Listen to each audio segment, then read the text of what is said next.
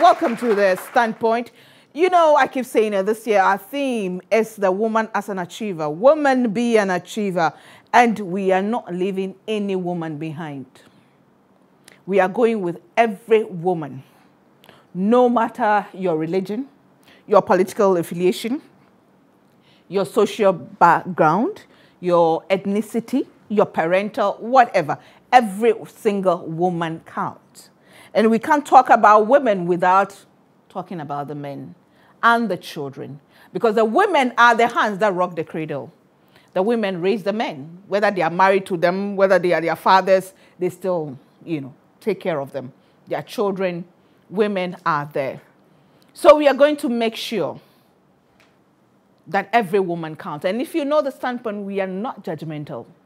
We do not judge people, what they've been through, what they are in, where they are coming from, where they are now. All we do is to talk about issues that we can help people get out of, or help others or motivate others to do better, to become achievers. Today we are going to talk about dealing with addictions. Addictions. We all do have addictions, whether you want to admit it or not. We do have addictions. But the thing is, some are good, some are bad. Can we get out of it? Can we be helped out of it?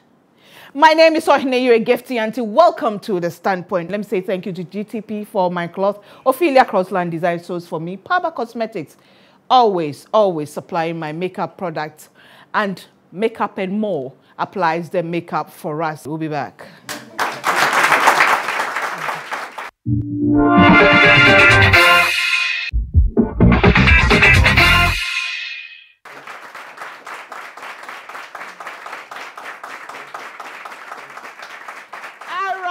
Welcome back to the Standpoint. If you just joined us today, we are talking about living with addictions.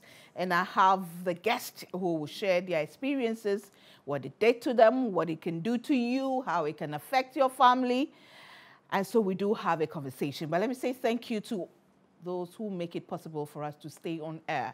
That's our sponsors. That's Anointed Electrical Engineering Services, the generator experts. Thank you to African Women's Development Fund, AWDF. They've been supporting African women's rights organizations like, the Standpoint for over 16 years now and still going. We're so grateful to them. Wilma Africa, they manufacture Frito and Fortune Rice. And the Fortune Rice comes in 3 different types. And when I talk about types, you identify them by the packaging. The green one is very good for mutu or rice water and, the soft dishes that you prepare.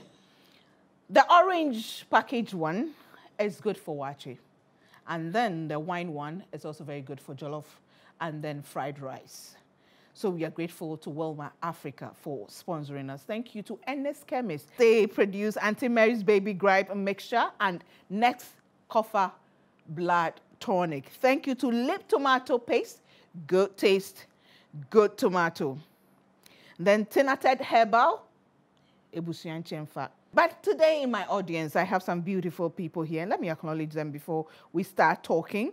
We have Face of Charity Beauty Pageant. Welcome to the Standpoint.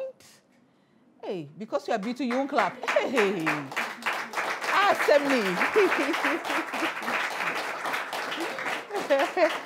And then we also have some of the members of LOAD, that is Life Out of Alcohol and Drugs, LOAD.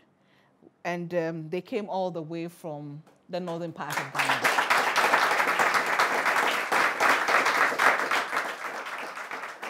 But on the set for us to do the discussion is Madame Christiana Ayelembinge Akampo. Yes, she's a professional teacher who was addicted to alcohol for 5 years. Welcome to the Standpoint. Thank you. You look very beautiful, you know that. Thank you. It pains me small. You look great. Thank you very much. And in the middle, the only gentleman on the set is Abba Roja Atambiri, founder, executive director of Life Out of Alcohol and Drugs, LOAD Ghana, and a counselor. Welcome to the Standpoint. You were very persistent, but I think that's the mark of a leader. Thank you. Yeah, when you persist, you get answers. So thank you for coming on the StandPoint. Thank you for the platform. You're welcome. And next to him, I have Hannah Asunga. She lived with an addicted husband for more than 5 years. Welcome, my sister. Thank you. How are you? I'm fine. I'm doing. Christiana, you're a professional teacher. Yes. What do you teach? I teach maths, religious, moral and religious studies, and citizenship education. Wow. You teach everything that is supposed to make a person Yes. morally upright and a Yes. good citizen. Yes. What happened to you? How did you become an addict? Out of fun. Really? Explain. When I came out of school, I mean from a training college, though I was married, my husband was away. So like I was staying alone, though in a family house. So it's like after school, in their school, all of us were almost of the same age, 27, 28, getting to 30, thereabout. So when we close, what are you going to do? Oh, let's find a place and sit down. Then small, you're getting inside. So you got addicted to alcohol? I got addicted to alcohol. How did it affect you? It affected me a lot. It affected me a lot. I actually took alcohol for 2 years without my husband knowing. Yes. Because he was not around? He was not around, though he was visiting regularly. But he never thought it was something that you would do. I would do. Yeah. And apart, I drink, yet I perform the house chores the way I'm expected to do. Didn't it affect your teaching when you go to class, your behavior, your student didn't notice anything? There was a day I realized my students noticed it. Because as I was teaching, I was moving in between the classroom. Right. So I got to a point and stopped. Then one of the boys quickly said that I can smell alcohol. So I stopped. I wanted to say something, but I quickly told myself, like, the other people have not heard. Yeah. Like, if you say it, you are now bringing it up for them to hear. So pretend that you have not heard. Then I walked past him. How did your husband find out? For the 2 years, I finally made up my mind that he needed to know. Because did you recognize that it was a problem? I knew it was a problem by then. Okay. I knew it was a problem. Okay. Because the first time he came home and asked me, that is like he can smell alcohol in the room. I quickly told him, oh, it's a perfume, it's spray, and because they use, and so he said, okay. So what did you do when you told him? So I couldn't face him to tell him. I told his elder brother that this is actually the problem in which I am. I'm taking alcohol, and he doesn't even know that I'll take alcohol. 2 good years. Okay. Did it affect your marriage? Yes, let me say it did. Okay, let me go around and come back. Hannah, your husband was alcoholic. Yeah. How did you notice? Did you know before you married him? No. Yeah, he was drinking. He was a drunkard, but not serious before I got married to him.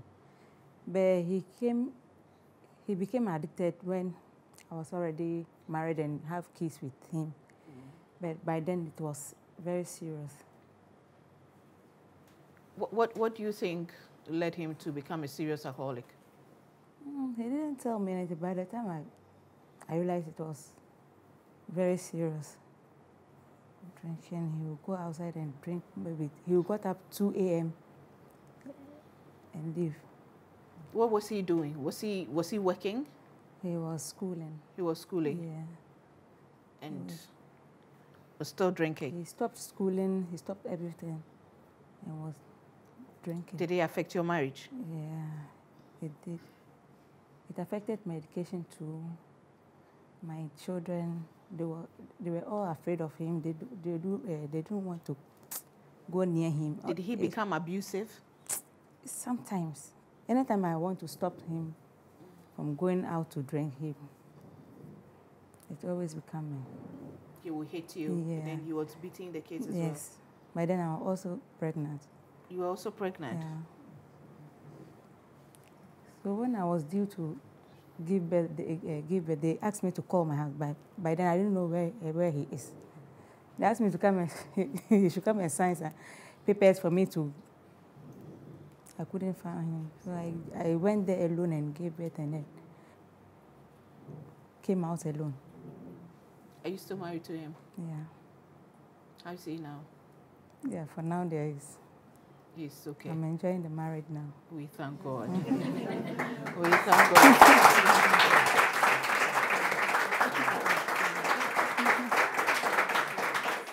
But thank you. But is he okay with you talking about it? Yeah, for now. Your husband is okay. Yes. You talking about? He knew that you were coming on the standpoint. You talk about the fact that he had. Yeah. He knew. He knew. Yeah. Well, doctor, I'm the one sitting. Just my Are you serious?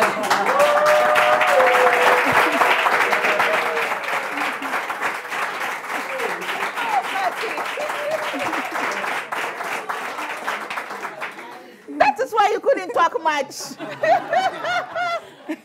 Oh, Lord. Oh, my God.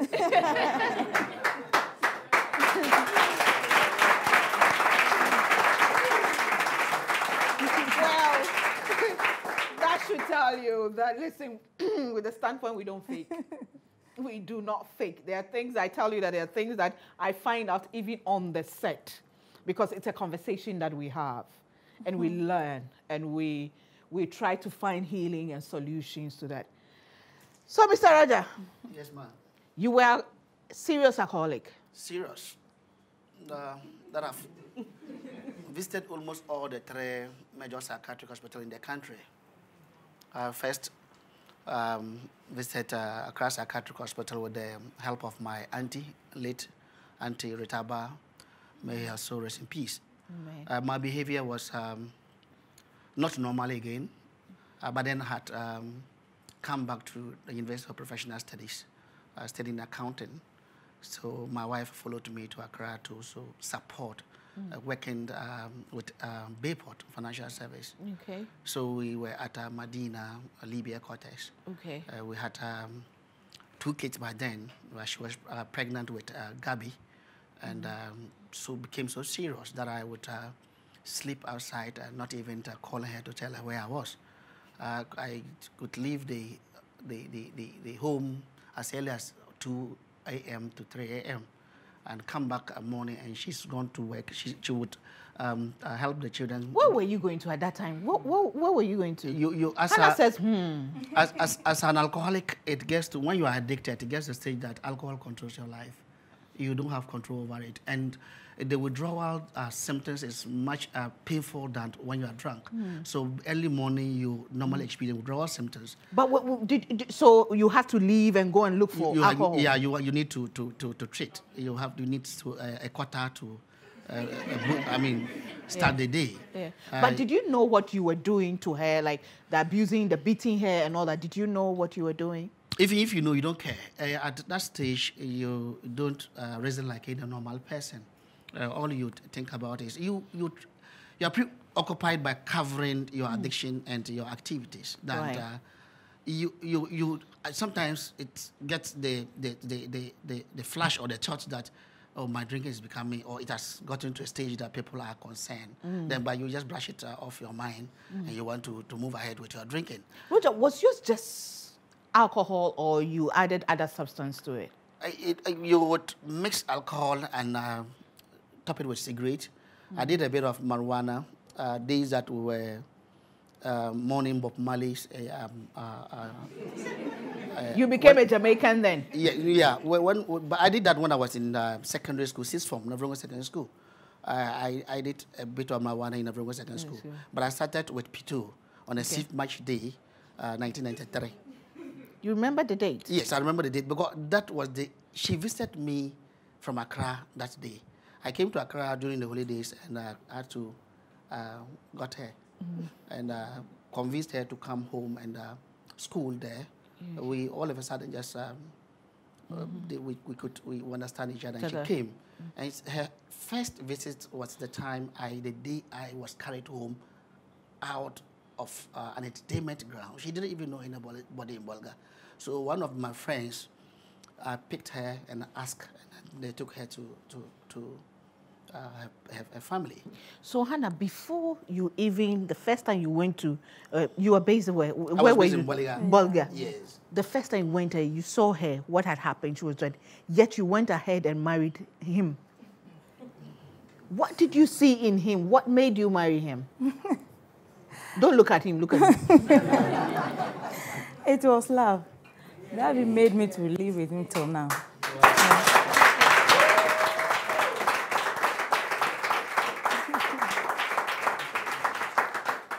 You loved him, and so you loved him, then you still love him. So you believe that he could change or what? Or you didn't want to believe that he was an alcoholic? No, I believe that he could change. And it was prayer too. Love indeed is bigger than anything, you know. Love is indeed bigger than anything. Well, let me say thank you to our supporters. House of Foods, Auntie Vera. Hey, I always mention her name. She's an amazing woman. She's a good woman. We just love her. Thank you so much, Auntie Vera. Thank you, Cake Technique. You are so wonderful. Thank you. Thank you for believing in the StandPoint and supporting us. Thank you. So I beg you people out there, these are good people. They are good caterers. Contact them anytime you need help so that they can also help support us and keep us going. Go Gods, your gods. Lloyd, thank you. You and your team, Pentafoods, thank you so much for supporting us. And then we also say thank you to Yep Cleaning Services. I mean, anytime you need any cleaning services done for you, just contact them. So we take a break. When we come back, we'll continue this conversation.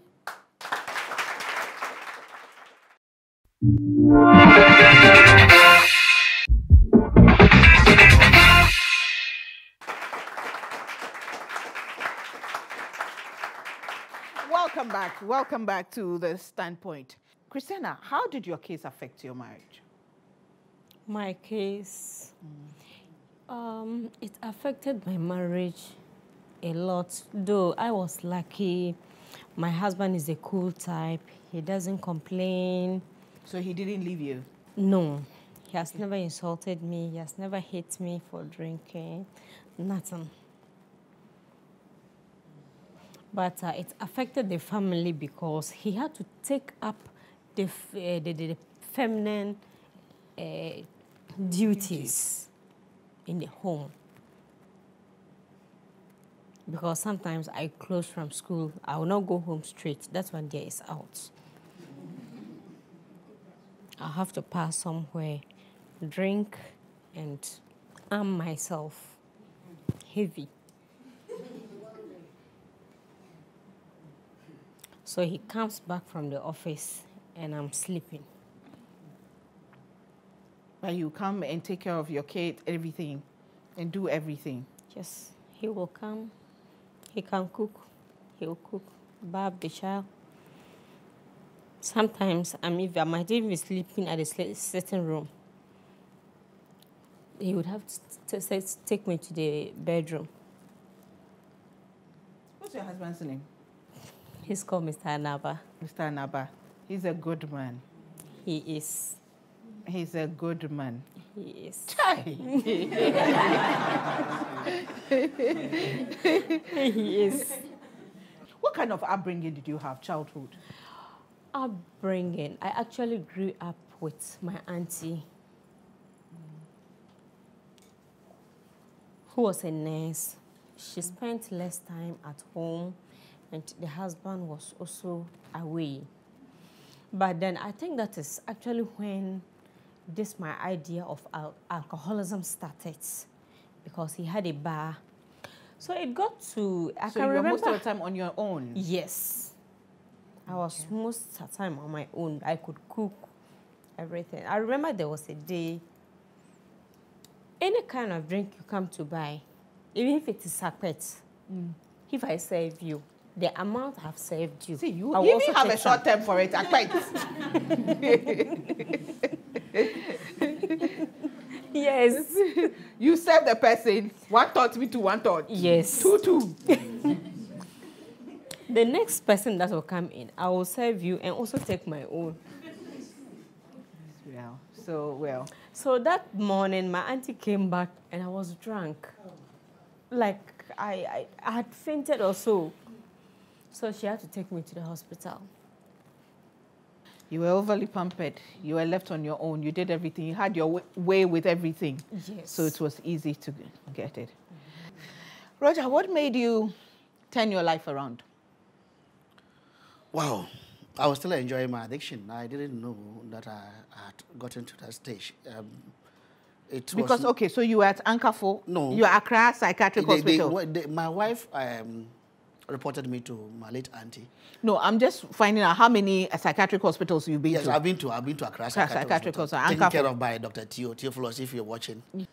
Pantai. And then I did a PhD in Ankafo Psychiatric Hospital. Okay, let's continue. Yes. One day you collapsed. Yes, then a psychiatric nurse supported her and they took me to Pantai. So I woke up and I said, where are we? I was talking to the inmates and they didn't mind me. I spoke to one, I wanted to find out the place I was. I didn't mind me. All I saw was that they were fighting over a remote control, a TV remote control. And I saw the hospital with iron bars. I said, am I in prison? What is happening? Then one of them told me that, yes, Ankafo, I'm a Pantai Psychiatric Hospital. Then all I said was, wow, how did I get here?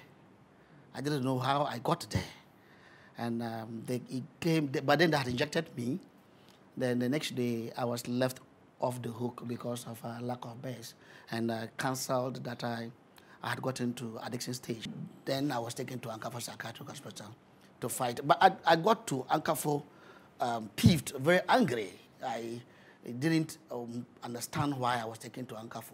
But they convinced me that they wanted me to see a doctor and we'll get back. But where I got alarmed was that they were buying beds, Bible, pillow cases, rubber bucket, and I said, where was I going?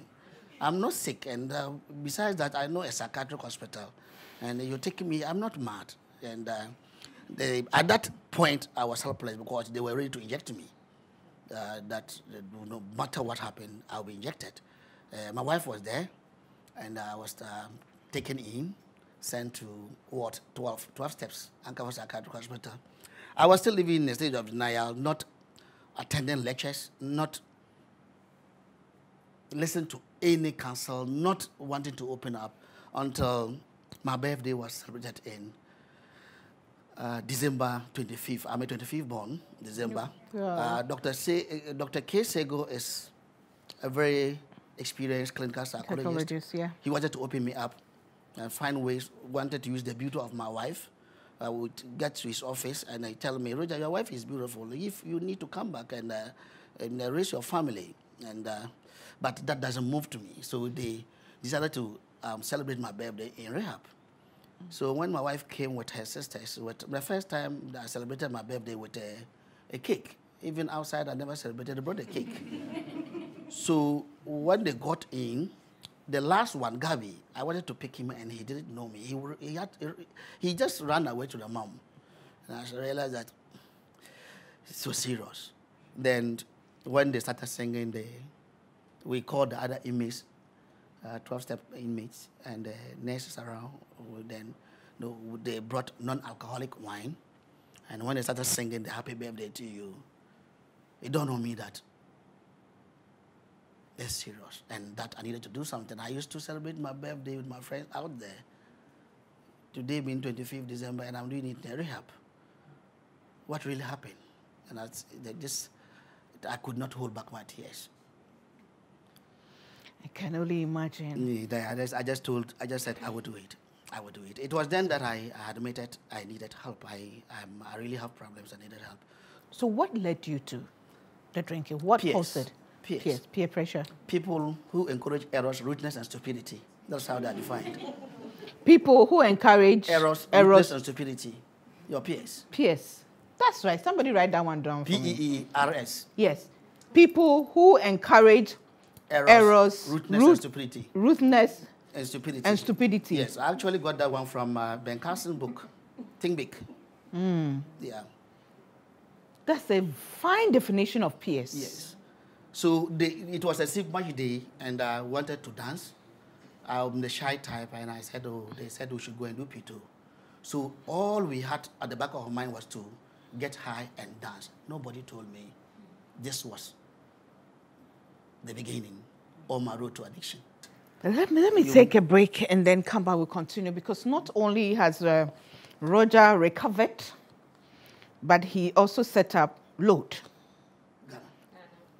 Ghana to help others. Now, that's a long journey from an addicted, addicted alcoholic, to becoming somebody who will counsel and get help for others who are where he used to be. Let me say thank you to our sponsors, Wilma Africa Limited. They produce Frytol cooking oil. They also produce Fortune Rice, and Fortune Rice comes in 3 types. The green packaged one is very good for omutuo and rice water and the like soft, dishes. And then the orange one is very good for wache. And then the wine one is for jollof and fried rice, because that's the wine one is the Thai, rice, so it's very good. NS Chemists, who produce Auntie Mary's Baby Gripe Mixture and Nescafe Blood Tonic. Thank you to Lip Tomato Paste, good tomato, good taste. We also have Tenate Herbal, Ebusian Chemfa, Anointed Electrical Engineering Services, African Women's Development Fund, and we are grateful to all of them. And of course, our supporters, Paba Cosmetics. Yes, they give me the makeup products. Makeup and More, they put my makeup together. And Makeup and More has a school of cosmetology, and admission is in progress for the following courses: cosmetology, beauty therapy, hairdressing, beads making, and makeup artistry. We'll take a break. When we come back, we'll hear where they are now. As for Hannah, we know she's enjoying her marriage now. We'll be back.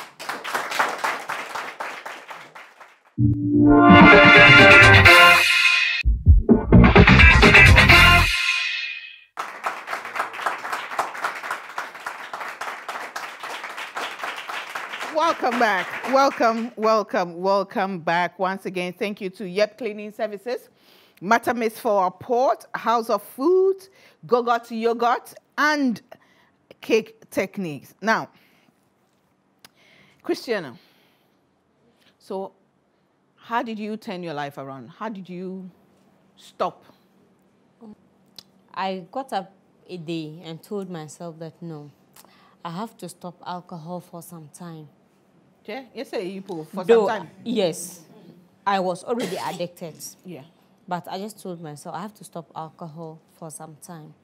So the first day I was okay, the second day I was okay, the third day, because I didn't take alcohol, I collapsed. And I was taken to the hospital. By then, I was transferred to WA. So I was taken to WA Regional Hospital. So when I gained it took me 4 days to gain my memory. At least to be able to tell myself what happened. What was I doing before it happened? Then I had met one doctor, Cyril, who then asked me, what is my problem? I said, doctor, I have no problem. My husband doesn't disturb me. Nobody does. Yet I'm disturbing myself with alcohol. I want to stop it. Then he said that he suggested that, he knows a friend, a doctor who can help. Then one of the nurses said, no, they should refer me to the psychiatric units because they also handle such cases. So I was referred there. Then I was put on a particular drug. So it was then that someone then advised my husband that I should be taken to a rehabilitation home. So I had to leave on a Friday. And as usual, I was armed. So when we were coming, then Mr. Isaac said, Christy, if you know you have money or drinks on you, just remove them here, because if you get there, they will search you. I said, Mr. Isaac, I don't have anything. That, are you sure? I said, yes. That, okay. So when we got there, the woman taking care of the place said that, oh, they were so busy. At that moment, they can't search me. So they should just give me a bed. Then I'll take my bath and sleep. The next day, they will do that. So the next day being Sunday, everybody has to go to church. I was still sleeping. Then it's like a spirit. You just enter into a new environment. You don't need somebody to tell you that there is a drinking spot here. So I got up, they had all left for church. I said, thank God. I dressed up. You thank God too? And I just took the road I was walking. Where were you going? The whole area is a bush. But I managed to get to the roadside, stopped a taxi, went to town, bought my stuff, came back fast, kept them under my mattress before they came from church. So before I will sleep, I have to take before. So you've been, quote unquote, alcohol free for how long now? 5 months. 5 months now. Yes. So quite fresh. Quite fresh. I'm still recovering. Is alcoholism a major problem in Upper East? It is. It's a major problem in Ghana, but where I stay, we're working with them. We don't have facts to prove what we're saying, but every 50 or 100 meters is a drinking spot. And they keep springing up every day, meaning there is demand for alcohol. Yeah. Most of the provision spots tend to alcoholic sales point in the evenings. Why? Because there's demand for it. Right. So it is a major problem. I have been working. Why I even wanted to come here is because the burden is carried, or the load is carried by women. 90% of the calls that I receive comes from women, my husband, my child, my son, my husband. So the burden is on most of the women, and the women that are also into it are struggling. Yeah. So everything goes back to women. And you, Roger, how long have you been recovering, in the recovering process? I came out from Ankafo 2012. 2012, and I have been recovering since. Okay. And I have been out of alcohol and decided that I really conceived the idea for Load Ghana in Ankafo. One day we were just sitting and we were talking about it, and somebody asked me what we will be doing when you get out there. I said I was going to try and live my life out of alcohol and drugs. And that is the name of life out of alcohol and drugs. And I actually realized that I went into it because of ignorance. Right. So what can, in conclusion, Roger, what can we do? What can we do as a people, as a nation, to stem this? We are 60 years old. We don't have alcohol policy. We need an alcohol policy that will regulate, give powers or arm or resource the right institutions to fight this war. We need to do controls. When we have the policies and institutions are empowered, we'll be able to fight it. And most of the countries are winning the war from education. When students are educated from the early stage, they realize and know what it is, and they don't take alcohol. I have been there. The day that we went to experiment with alcohol, we're more than 20. I can tell you I'm the only one alive. What are they doing to themselves? They don't even know about that. Well, thank you very much, especially coming all the way from the Upper East region to be part of it, to educate the rest of Ghana and to encourage those in need that there's help, there's hope. You know, don't give up on your family, don't give up on your husband, don't give up on your children. when they have these problems. Of course, they can be helped. And of course, when you contact Roger and his team, I'm sure they can help you, advise you how you can go about it to eventually get them to where they can get the help. Thank you so much. We take a break. When we come back, I'll give you a bit of me.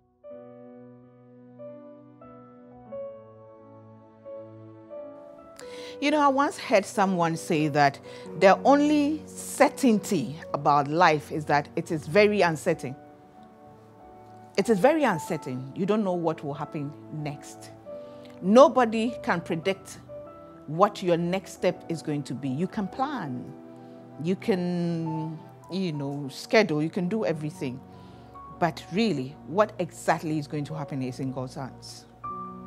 It is only God who knows. He that he thinks he is righteous and standing firm must be careful. Must be very careful.